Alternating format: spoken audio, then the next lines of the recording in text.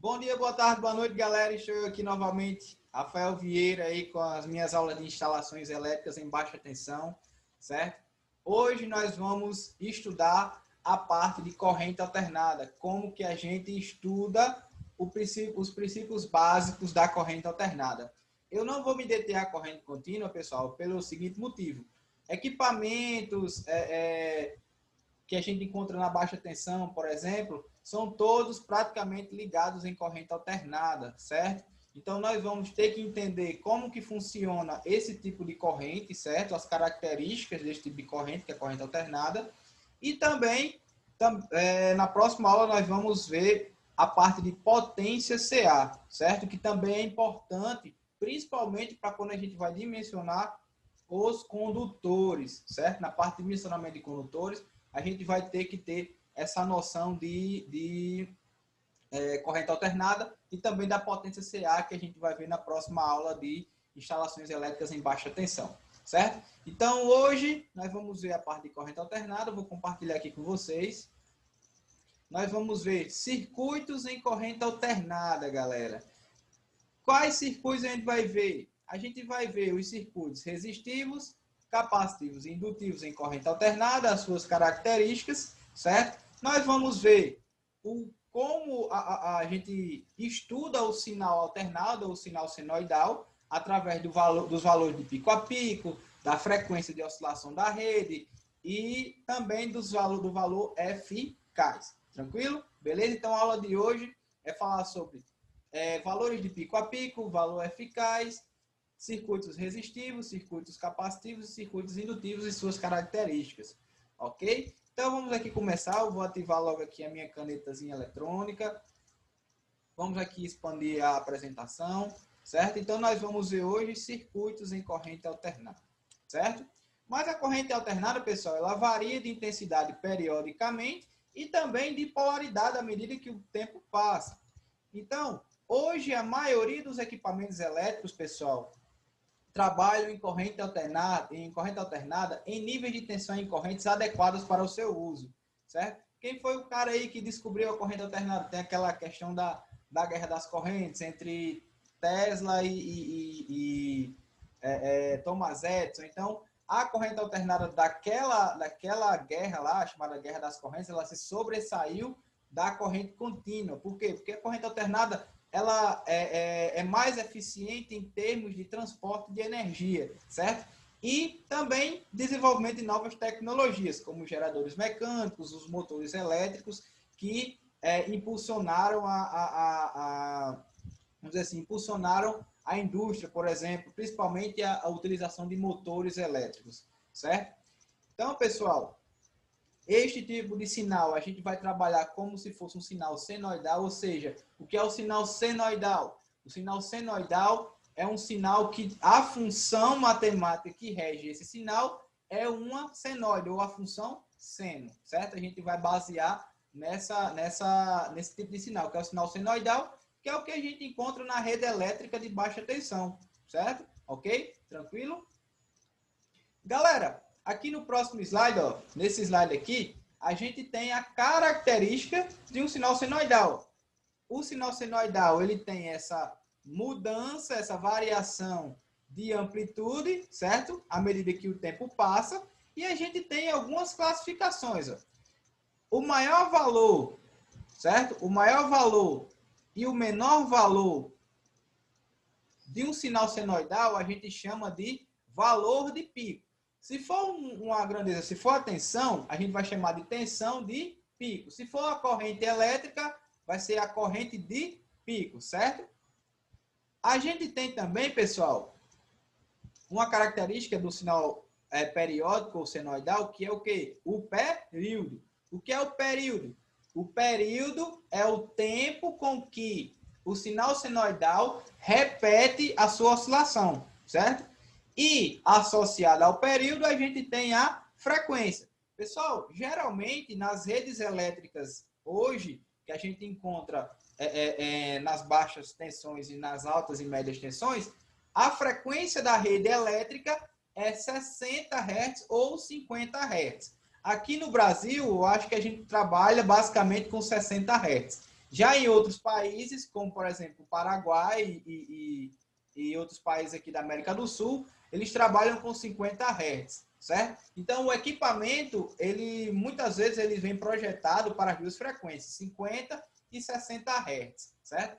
Então a gente tem o valor de pico, o valor do período, a frequência, certo? Que é dada em Hz, o período é dado em segundos, e a gente tem também o valor de pico a pico, certo? Que é o quê? É a diferença, certo? Entre o maior valor da minha função senoidal e o menor valor da minha função senoidal. A gente vai ver ainda nessa aula. E aí, também a gente trabalha com um valor que a gente chama de valor RMS. Galera, o valor RMS, vou mudar aqui de cor aqui a minha caneta, o valor RMS nada mais é do que uma interpretação contínua da função alternada.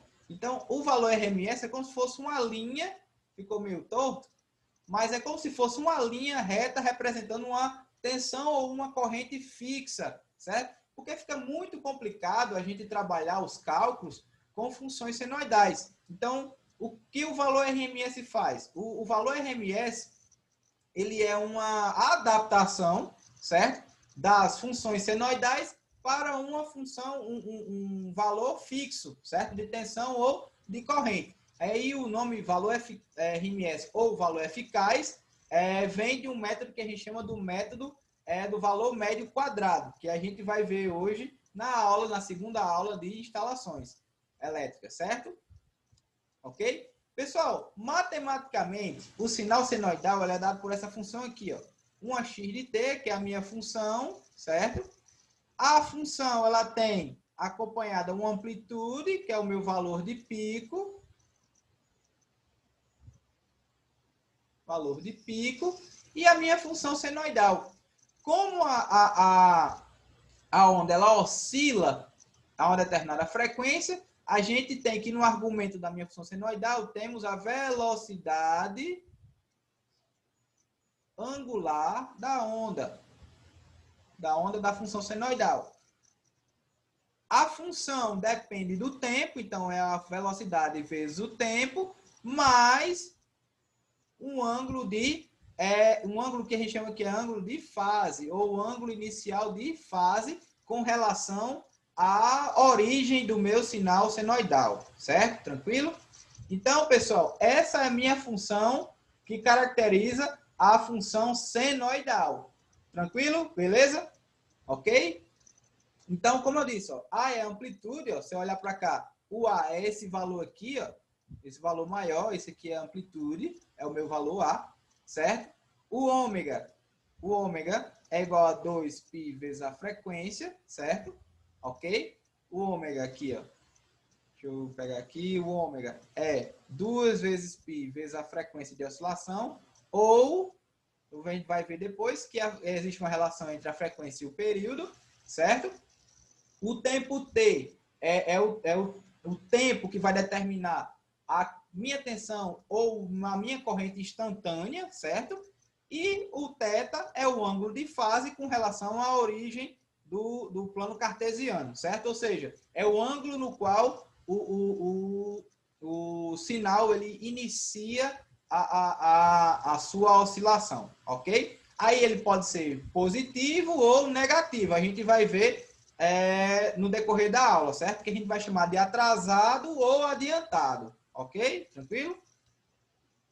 Aí aqui, ó, como eu já falei, ó, velocidade angular é 2 vezes a frequência, e a frequência é uma relação com o período. Então, a frequência é o inverso do período, certo? Então, se eu substituir aqui, a minha velocidade angular também pode ser o quê?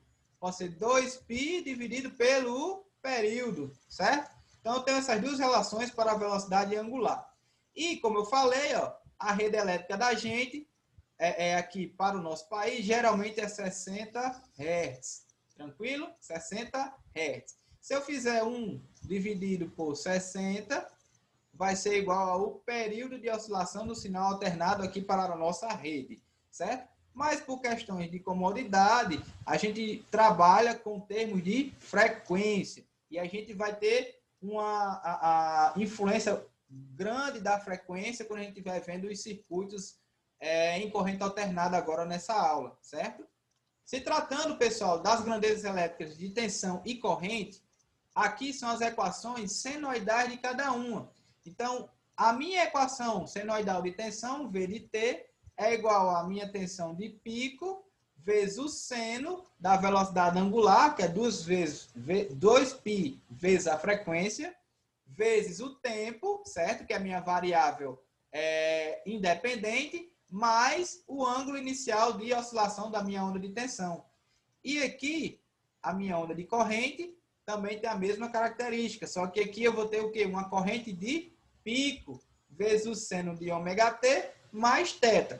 Pessoal, essas equações aqui são equações instantâneas, certo?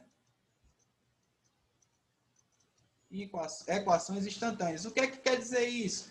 É o valor da tensão e da corrente para cada instante de tempo, certo? Ok? Mas é muito complicado, pessoal, de se trabalhar com essas equações instantâneas. Então, a gente trabalha basicamente com o quê? Com os valores de pico a pico e principalmente com o valor RMS, certo? O valor de pico a pico, galera, nada mais é do que a diferença entre o maior valor, certo? Do pico positivo, menos o pico negativo. Se eu fizer isso, ó, VP positivo menos VP, vai dar igual a 2VP, ou seja, o valor de pico a pico é 2 vezes o valor de pico, certo? Esse valor é interessante para quando a gente está calculando, por exemplo, o valor médio, certo? Ou também fazer uma interpretação com relação ao valor eficaz. E o valor eficaz, pessoal, que a gente chama de valor RMS, ou valor médio quadrado, certo? É dada por essa equação aqui, ó. Raiz quadrada de 1 sobre o período da integral do tempo inicial até o tempo inicial mais o período, ou seja, esse integração aqui quer dizer que está relativo a uma oscilação de um período t, certo? Da integral de t0 a t0 mais t, do quadrado da função, certo? X de t, ou seja, da minha função de onda dt, certo? E quem é a minha função de onda x de t? X de t é igual a amplitude vezes o seno de ômega t mais θ. Ok, pessoal? Então, a gente vai, nessa aula, mostrar como que se calcula o valor eficaz da minha onda de tensão e também da onda de corrente, certo? Pessoal, resolvendo a equação 7. Então, se eu começar a resolver a equação 7, ó, a minha função x de t é a minha função, como eu falei, a vezes o seno de ômega t mais θ ao quadrado, certo? Aplicando aqui o quadrado na minha função, eu vou ter isso aqui, ó, que vai ser a raiz quadrada de 1 sobre o período, certo? De t0 até t0 mais t, de a ao quadrado, vezes o seno ao quadrado de ômega t mais θ, certo? A ao quadrado, ou seja, a amplitude é constante, certo? A amplitude é constante, ela sai da integral. Então, eu vou ficar que a integral de t0 até t0 mais t de seno ao quadrado de ômega t mais θ dentro da raiz quadrada, vezes a amplitude ao quadrado dividido pelo período. Então, a gente, para saber quem é o nosso valor eficaz, basta resolver quem é essa integral aqui e aplicar a raiz quadrada, ok? Galera, por identidade trigonométrica, certo? O seno ao quadrado de θ, por exemplo, é igual ao 1 menos cosseno de 2θ sobre 2. Então, eu fazendo essa mudança de relação trigonométrica e aplicando aqui na minha equação 9, ó, o seno ao quadrado de ômega t mais θ vai ser o quê? 1 menos o cosseno de 2 ômega t mais 2 vezes ômega t mais θ dividido por 2. E aí eu vou substituir isso aqui, ó, aqui. ok? Substituindo, eu vou ter a seguinte integral aí para resolver, ó. Raiz quadrada de a ao quadrado sobre o período da integral de t0 até t0 mais t de 1 menos cosseno de 2 vezes ômega-t mais θ sobre 2, certo? Utilizando aqui, ó, a propriedade da fração em dividir em duas frações, ó, eu vou ter que a primeira fração é meio e a segunda fração é cosseno de 2 vezes ômega-t mais θ sobre 2, certo? E aí, pessoal, eu posso utilizar uma propriedade que é a soma das integrais é igual à integral da soma, mas eu vou utilizar lá na frente, certo? Primeiro, eu vou resolver isso aqui, ó, a integral disso aqui.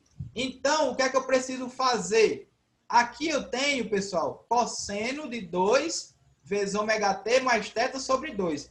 Aqui em cima, a gente tem uma espécie de cosseno de A mais B, não é isso? E eu coloquei aqui, ó, quem é o cosseno de A mais B? Cosseno A vezes cosseno B menos seno A, seno B, certo?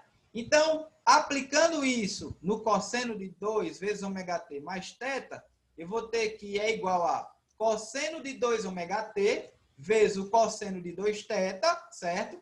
Menos o seno de 2 ômega-t vezes o seno de 2θ. Tranquilo? Beleza? Então, eu vou substituir... Opa, tá aqui. Substituir, ó, isso aqui dentro da minha integral. Dentro da integral, ok?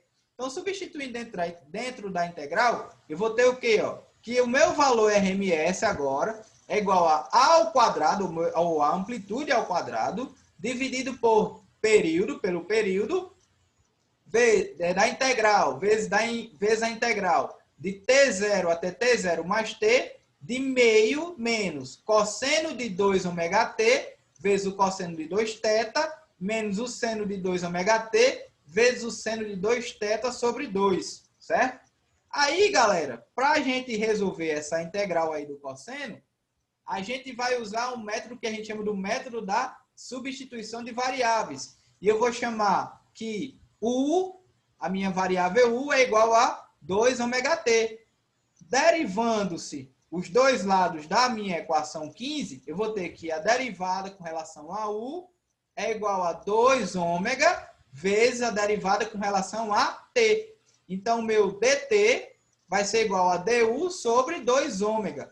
Galera, pegando lá a nossa substituição, a nossa mudança de variável, o nosso valor RMS, XRMS, vai ser igual ao quê? A raiz quadrada da amplitude ao quadrado dividido pelo período, vezes a integral do tempo t0 inicial até t0 inicial mais o período de tempo de oscilação da onda, certo? De 1 meio menos o cosseno de U, quem era U? U é igual a 2 ômega-t, certo?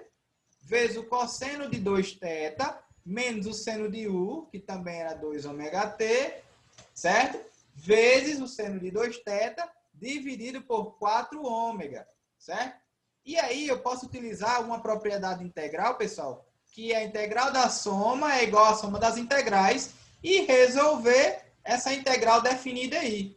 Então, resolvendo essa integral definida, vai me dar a equação 19, certo? Ou seja, o que é resolver a equação, a integral definida? É eu resolver essa integral em U e depois substituir U por 2 ômega-t e aplicar os índices de integração em cada uma dos resultados, em cada uma das primitivas, certo? Então, o meu valor RMS agora vai ser o quê? Raiz quadrada de A ao quadrado, ou seja, de amplitude ao quadrado dividido pelo meu período, certo? Vezes esse monte de coisa aqui, ó. T0 mais T sobre 2, certo? Que vem disso aqui, ó. Aplicando em T0 até T0 mais T. Então, eu vou começar com T0 mais T e vai ficar T0 mais T sobre 2, menos 1 sobre 4 ômega, né? Do seno de 2 ômega-t, T0 mais T, vezes o cosseno de 2θ, menos o cosseno de 2 ômega-t, T0 mais T, vezes o seno de 2θ. certo? Isso aqui é o meu primeiro isintegração, para T0 mais T. Aí, menos, né? Porque agora eu vou analisar o isintegração T0. T0 sobre 2, mais, né? Porque aqui já era menos, mais 1 sobre 4 ômega, vezes o seno de 2 ômega t, vezes T0, vezes cosseno de 2 θ, menos cosseno de 2 ômega, vezes T0, vezes o seno de 2 θ. Certo? Então, isso daí, pessoal, é a resolução da integral. Mas eu preciso ainda passar o quê? Passar a raiz quadrada. Galera, mas se a gente olhar aqui, ó, eu tenho de novo, ó, o seno agora, eu tenho agora o seno de A mais B, né? E aqui eu tenho novamente o cosseno de A mais B. Ok? Então, eu vou resolver isso aí primeiro, para depois eu fazer a minha raiz quadrada. Então, pessoal, para que a gente resolva aquela radiciação, aquela raiz, primeiro a gente tem que determinar quem são aqueles cossenos de A mais B, que no caso são cosseno de 2 ômega vezes T0 mais T e também o seno de A mais B, que é o seno de 2 ômega T0 vezes T0 mais T. Certo? Então, começando aqui pelo cosseno de 2 ômega vezes T0 mais T. Vai me dar cosseno de 2 ômega T0 vezes o cosseno de 2 ômega T menos 2 ômega T0 vezes seno de 2 ômega T. Ok, pessoal? Galera, a gente sabe, dos slides anteriores, que ômega é igual a 2π sobre o período. Então, se a gente substituir aqui e também aqui, a gente vai ter que o resultado vai ser cosseno de 2 ômega T0 vezes o cosseno de 4π. O cosseno de 4π é igual a 1, certo? Menos o seno de 2 ômega T0 vezes o seno de 4π. O seno de 4π é igual a 0. Então, isso daqui vezes 0 dá 0. Ou seja, o cosseno de 2T0, no caso aqui faltou um ômega, desculpa, pessoal, 2 ômega, T0 mais T é igual ao cosseno de 2 ômega T0, certo? E aqui é a mesma coisa, só que o seno de A mais B é seno A vezes o cosseno de B, menos o seno de B vezes o cosseno de A. Então, fazendo essa substituição, o seno de 2 ômega T0 mais T vai ser seno de 2 ômega T0 vezes o cosseno de 2 ômega T, ou seja, do P vezes o período, menos o cosseno de 2 ômega T0 vezes o seno de 2 ômega vezes o período. Utilizando de novo, ômega é igual a 2π sobre o período e substituindo aqui e aqui, ó, a gente vai ter seno de 2 ômega T0 vezes o cosseno de 4π, que é igual a 1, menos o cosseno de 2 ômega T0 vezes o seno de 4π, que é igual a 0, certo? Então, isso daqui, 0 vezes isso daqui, é igual a 0. Então, o seno de 2 ômega, esqueci o ômega aqui, vezes T0 mais T é igual ao seno de 2 ômega T0. E aí, eu vou substituir lá na minha raiz, e quando eu substituo na minha raiz, o meu valor RMS da minha função x de t vai ser o quê? A amplitude ao quadrado vezes o período dividido pelo período vezes 2. Isso, tirando a raiz, vou ter que o meu valor RMS da minha função x de t vai ser o quê? A amplitude dividido por a raiz de 2. Então, se eu aplicar isso em termos de tensões e correntes de pico a pico eficazes, ó, a minha tensão de pico a pico é 2 vezes a tensão de pico e a minha tensão RMS ou eficaz, no caso aqui é V, desculpa, tensão de pico sobre raiz de 2. E a corrente de pico a pico é 2 vezes a corrente de pico e a minha corrente RMS ou a corrente eficaz é a corrente de pico dividido por raiz de 2. Certo? Pessoal, me desculpe aí algumas falhas na digitação, porque eu vou copiando e colando, e aí eu esqueço algumas letras ou troco algumas letras, certo? Mas aqui não é corrente de pico, é tensão de pico sobre raiz de 2. Certo, pessoal? Então, se eu quiser transformar, ó, a minha tensão ou a minha corrente nessa função senoidal numa forma RMS, ou valor médio quadrado, eu vou ter que o valor médio quadrado é um valor praticamente assim, ó, contínuo. Ou seja, é uma representação contínua, média quadrada, de uma função senoidal. A gente pode falar também de valor médio, mas o valor médio aí para a gente não importa, porque o valor médio de uma senoide é igual a zero. Então, o valor médio da função x de t, por exemplo, lá é igual a zero. Certo? Por quê? Porque o valor médio nada mais é do que 1 sobre o período da integral de x de t. Como a x de t aqui, a integral, representa o quê? A soma das áreas, eu tenho uma área positiva e uma área negativa. Quando eu calcular a integral, esse valor médio para a minha função senoidal vai dar zero. Obrigatoriamente, todo valor médio vai dar zero? Não. Quando eu estou, por exemplo, circuitos retificadores, esse valor médio não é zero, certo? É um valor diferente. Tranquilo? Agora vamos partir para os circuitos. Vamos começar, pessoal, pelo circuito puramente resistivo. Assim como em corrente contínua, o circuito puramente resistivo é o circuito que somente apresenta resistores. Então, eu tenho aqui a figura. Uma determinada diferença em potencial, certo? E eu vou ter uma corrente associada e um resistor. Ou esse resistor pode ser um resistor equivalente.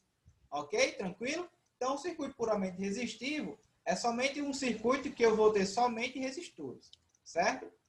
Pessoal, a equação de tensão para um circuito puramente resistivo, ó, pode ser representado pela essa equação, a equação 31, certo?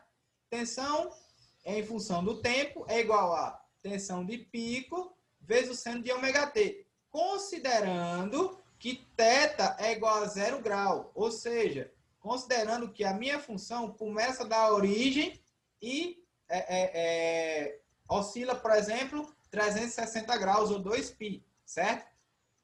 Pela lei de Ohm, pessoal, a gente sabe que V é igual a RI, então I é igual a V sobre R, certo? A minha equação de corrente vai ser o quê? A corrente de pico vezes o seno de ômega-t, certo? E se eu fizer ó, a minha lei de Ohm aqui, eu posso dizer que I de T é V sobre R vezes o seno de ômega-t, ok, pessoal? Ou seja, a onda de tensão e a onda de corrente, elas têm a mesma, o mesmo ângulo inicial, zero, tranquilo? Então, galera, para circuitos resistivos, as ondas de tensão e de corrente sempre estão em fase.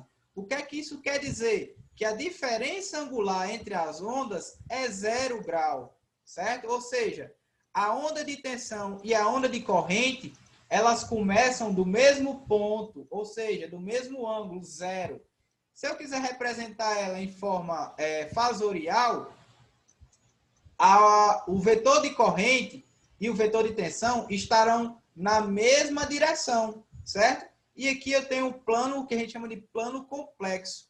Aqui eu tenho a parte real e aqui eu tenho a parte imaginária, certo? Isso aqui já é uma outra coisa que a gente vai ver também em análise de circuitos 1. Mas só para a gente entender, os circuitos resistivos apresentam essa característica. A tensão e a corrente, elas sempre estão em fase, ou seja, a diferença angular entre a onda de tensão e a onda de corrente é zero, certo? É 0 grau, ok? Pessoal, já em circuitos puramente indutivos, eu tenho uma característica predominantemente indutiva, ou seja, eu só tenho indutores no meu circuito. Então, esse aqui é um indutor, eu tenho uma diferença de potencial e eu tenho uma corrente elétrica associada, certo? Beleza? E aqui eu posso também ter uma indutância equivalente representativa. Pessoal, uma característica da frequência é provocar em circuitos alternados, principalmente no indutor e no capacitor, o que a gente chama de reatância, certo? Pessoal, o que é uma reatância? A reatância também é uma oposição à passagem de corrente, mas isso só ocorre quando o circuito ele é alternado, certo? E é uma função da frequência. Pessoal, a gente chama reatância com relação ao indutor de reatância indutiva. E ele pode ser calculado por quem? Pela frequência angular vezes a indutância, certo? Quem é a frequência angular? A frequência angular é 2 vezes π vezes a frequência, vezes a indutância. Isso aqui é indutância, certo? E a unidade da indutância é o Henry, ou Henry, certo? Que é o H. Tranquilo? Então, essa reatância indutiva é uma oposição à passagem de corrente elétrica também. Então, a unidade de reatância é o ohm, assim como a resistência. Pessoal, vamos considerar, ao invés de inicialmente a onda de tensão, a onda de corrente, certo? A minha onda de corrente no indutor vai ser IL, que é igual a corrente de pico, vezes o seno de ômega-t. E vamos considerar que a onda de corrente inicia em 0 grau, certo? Pela lei de Ohm, pessoal, como isso aqui eu posso interpretar como uma oposição à passagem de corrente, a minha tensão de pico no meu circuito indutivo vai ser a corrente de pico vezes quem? A minha reatância indutiva. Pessoal, uma característica do circuito puramente indutivo é que o circuito indutivo ele tem uma defasagem com relação à tensão e à corrente de 90 graus, certo? Então, o circuito indutivo, a tensão com relação ao circuito indutivo, a minha tensão ela é o quê? Adiantada de 90 graus com relação à corrente elétrica, certo? E a minha equação de tensão vai me dar isso aqui, ó. VL, que é a equação o valor da tensão em função do tempo, é igual a corrente de pico vezes a minha reatância, certo? Vezes o seno de ômega-t mais 90. O que é que isso quer dizer? Que o ângulo de tensão, ele começa em menos π sobre 2 ou menos 90 graus, certo? A gente vai ver no próximo slide, ó. Olha aqui, galera. Eu tenho aqui a minha onda de tensão e aqui eu tenho a minha onda de corrente. Então, dá para ver que existe uma defasagem entre a tensão e a corrente de 90 graus. E a minha onda de tensão, ela é adiantada da minha onda de corrente em 90 graus. Ou, é a mesma coisa que dizer que a minha onda de corrente surge de forma atrasada com relação à tensão no meu circuito indutivo, certo? Ou seja, a onda de tensão, ela começa primeiro do que a onda de corrente, certo? E aí eu tenho uma defasagem de 90 graus. Quando eu trago isso para um diagrama fasorial, os vetores de tensão e corrente são defasados entre eles em 90 graus, ok? Beleza? Então, pessoal, fica isso, ó. O efeito da frequência provoca um atraso na corrente com relação à tensão ou um adiantamento da tensão com relação à corrente. Tranquilo? Beleza? Então, essa é uma característica do circuito puramente indutivo, certo? Ou seja, quem é que provoca esse adiantamento ou esse atraso? É a reatância indutiva, certo? Beleza? Tranquilo? Que é uma função da frequência, ok? E a gente parte também agora para os circuitos puramente capacitivos. Os circuitos puramente capacitivos, pessoal, eu vou ter somente capacitores. Ou isso daqui pode ser um capacitor equivalente, certo? Que a gente também vai ver na disciplina ainda de análise de circuitos, certo? Os circuitos puramente capacitivos são aqueles que existem somente capacitores ligados diretamente à fonte alternada. E eles apresentam uma reatância que é a reatância capacitiva. Já a reatância capacitiva, ele tem uma relação inversa com quem? Com a minha velocidade angular, certo? Ou seja, se a minha frequência aumentar muito, a minha reatância capacitiva diminui. Ok? Tranquilo? Ou seja, a oposição à corrente elétrica do capacitor diminui com relação ao aumento da frequência, certo? Mas essa reatância capacitiva também vai fazer um atraso ou um adiantamento das ondas de corrente de tensão. A gente vai ver qual é a relação agora, certo? Então, só para diferenciar com a reatância indutiva, à medida que a frequência aumenta, a reatância indutiva ela aumenta. E à medida que a frequência aumenta, a reatância capacitiva ela diminui, certo? Como visto aí na equação 38. Pessoal, vamos pegar aqui a equação da tensão com relação ao capacitor. E vamos admitir que a tensão ela começa em 0 grau, ou seja, o θ lá da equação x é igual a 0 grau, certo? Pessoal, de acordo com a lei de Ohm, tensão é igual a quem? A corrente do capacitor, isso aqui é a corrente de pico, certo? A corrente de pico do capacitor, vezes a minha reatância capacitiva, já que a reatância capacitiva também é uma espécie de resistência, ou seja, é uma oposição à passagem de corrente. Certo? Pessoal, se eu analisar a onda de corrente com relação à onda de tensão, a onda de corrente aqui tem uma defasagem também de 90 graus, mas agora a corrente ela é o quê? Adiantada da tensão, certo? E a tensão ela é atrasada da corrente, certo? E substituindo aqui, ó, que a corrente de pico no meu circuito capacitivo é a tensão de pico dividido pela reatância capacitiva, a minha tensão vai ser igual a quem?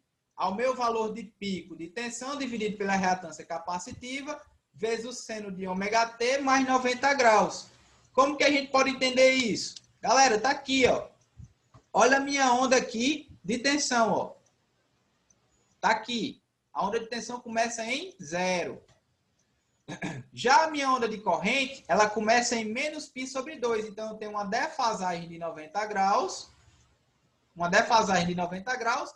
E a onda de corrente, ela começa primeiro do que a onda de tensão. Ou seja, a corrente está adiantada com relação à tensão no capacitor, certo? E a tensão está atrasada com relação à corrente do capacitor. E a representação vetorial está aqui, ó. A tensão está defasado com relação à corrente de 90 graus, só que atrasado, certo, pessoal? Então, é entender isso aí, ó. No indutor, a tensão está adiantada do capacitor, certo? E no capacitor, a corrente está adiantada no indutor, certo? E no indutor, a corrente está atrasada com relação à tensão e a tensão está atrasada com relação à corrente no capacitor. Tranquilo, galera? Beleza? Então, a aula de hoje foi isso. A próxima aula vai ser sobre potência CA. A gente vai ver potência ativa, potência reativa, potência aparente, os conceitos de cada um. E também vai ver o conceito de fator de potência, certo? Então, galera, desculpa aqui. Então, pessoal, deixem lá os seus comentários, curtam, comentem, compartilhem, deixem sugestões, críticas. Espero que estejam gostando das aulas do canal. Sigam lá meu Instagram, @prof. Rafa Vieira, certo? Eu deixo lá divulgados as minhas aulas, deixo alguns IGTVs, também faço alguns stories, ok? Com algumas perguntinhas para deixar a página mais dinâmica. E bom dia, boa tarde, boa noite para quem estiver assistindo aí essa aula. E tchau, valeu!